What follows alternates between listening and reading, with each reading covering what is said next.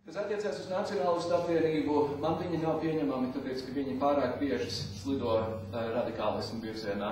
Tur ir tādi cilvēki kā Iesalnieks, piemēram, kurš ir rakstījis diezgan antisemītiskus tekstus, runādams par to, ka ir iespējama tāda lieta kā inteliģents antisemītisms. Nevar būt inteliģents antisemītisms, nevar būt inteliģenta aizsprieduma absolūti nekādā gadījumā. Un es piekrītu tam, ko Aivars Ozoliņš šodien rakstīja žurnālā ir, ka visu Latvijai vadība vēl joprojām jūtas ērtāk ar lāpām un karogiem nekā ar portfeli rokās.